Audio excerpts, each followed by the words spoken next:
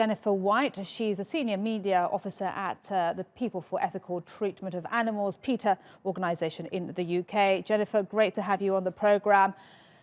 This is a very disturbing headline that we've seen today across the media. What do you make of the comments by Newminster Zoo director saying that as a last resort, they may have to feed animals to other animals in order to survive?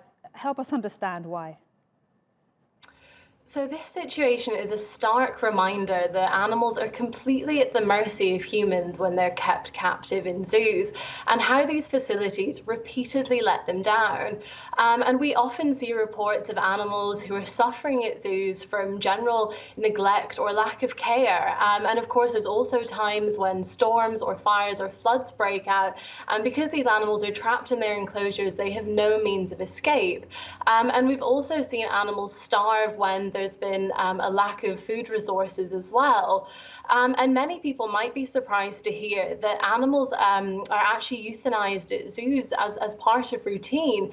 And it's because zoos are often making space for baby animals, because it's the babies that bring in these large crowds of paying customers. And of course, this is why these animals are suffering in there. And it's for these reasons that PETA is urging anyone who cares about animals to not visit any facility that holds wild animals captive. All right, but the issue right now, zoos exist and they exist all over the world, but they're in a very difficult situation right now. This is one example of a zoo in Germany, but what other challenges are we seeing for animals around the world, even in other zoos?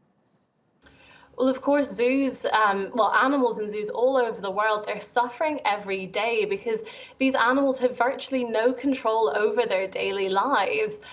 They don't get to choose when to eat or what to eat or who to spend time with.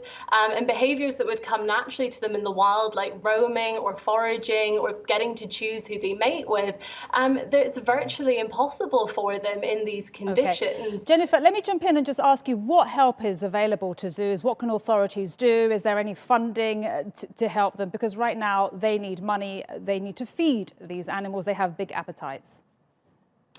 I mean, the best thing that we can take from this horrible situation with coronavirus is that it gives zoos the opportunity to be phased out from society. And they can do this by not breeding any more animals into captivity at the moment to prevent more animals from suffering down the line. All right, we'll leave it there. Thank you so much, Jennifer White from PETA. Thank you.